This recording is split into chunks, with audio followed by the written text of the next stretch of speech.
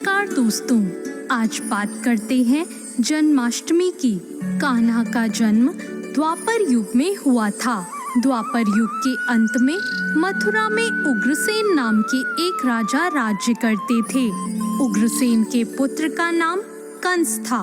कंस ने अपने पिता उग्रसेन को बलपूर्वक सिंहासन से उतार दिया और जेल में डाल दिया और स्वयं राजा बन गया। कंस बेहद ही क्रूर और निर्दयी राजा था। कंस की बहन थी देवकी और उनका विवाह वासुदेव से हुआ। कंस के आतंक और क्रूरता से पूरी प्रजा त्राही त्राही कर रही थी। हर कोई उसके आतंक से मुक्ति चाहता था।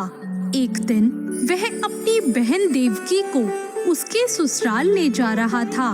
तभी रास्ते में आकाशवाणी हुई कि कंस, तेरी क्रूरता और आतंक का नाश तेरी बहन का पुत्र करेगा। तेरा काल तेरी बहन ही लेकर आएगी। देवकी का 8वां पुत्र तेरे अंत का कारण होगा। इतना सुनते ही उसका अपनी बहन के प्रति प्रेम खत्म हो गया और उसने वासुदेव को खत्म करने की ठान ली। लेकिन देवकी ने कहा कि वह खुद अपनी संतानों को उसे सौंप देगी। यह बात सुनकर कंस ने वासुदेव को मारा नहीं, लेकिन देवकी और वासुदेव को बंदी बनाकर कारागार में डाल दिया। वासुदेव और देवकी के एक एक करके 7 बच्चों को कंस ने मार दिया और जब 8वें बच्चे के होने की बारी आई तो पहरा और भी सख्त कर दिया। उधर वासुदेव के मित्र नंद की पत्नी यशोदा को भी बच्चा होने वाला था और यही वह मौका था जब कंस की आंख में धूल झोंकी जा सकती थी।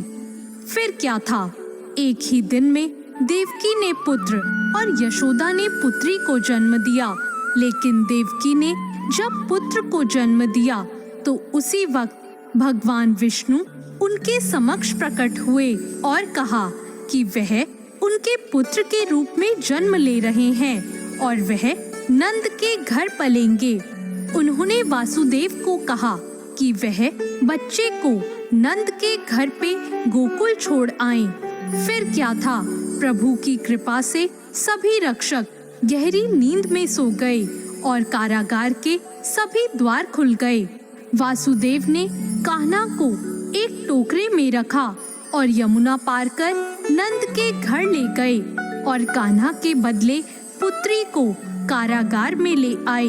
वह कारागार आ गए तब सबकी नींद खुल गई और वासुदेव और देवकी भी ये सब बातें भूल गए। कंस को जब पता चला कि देवकी की संतान हो गई है तो वह कारागार आया और देखा कि 8वीं संतान तो लड़की है, लेकिन डर के कारण उसने 8वीं संतान के रूप में उस कन्या को भी दीवार पर पटक दिया। लेकिन उसके पटकते ही कन्या आकाश में उड़ गई और कंस से कहा, मूर्ख, तुझे नाश करने वाले ने तो जन्म ले लिया है और वह तुझे तेरे पापों की सजा जरूर देगा। यह कहकर वह कन्या आकाश में विलीन हो गई। यह दृश्य देखकर कंस व्याकुल हो गया। कंस ने श्री कृष्ण को मारने के लिए बहुत से दैत्य भेजे। श्री कृष्ण ने अपनी अलौकिक माया से सारे दैत्यों को मार डाला और बड़ा होने पर उन्होंने कंस को भी मारकर उग्रसेन को राजगद्दी पर बैठाया। श्री कृष्ण की जन्म तिथि को तभी से सारे देश में बड़े हर्षो उल्लास के साथ मनाया जाता है। तो दोस्तों, आप सभी को जन्माष्टमी की हार्दिक शुभकामनाएं।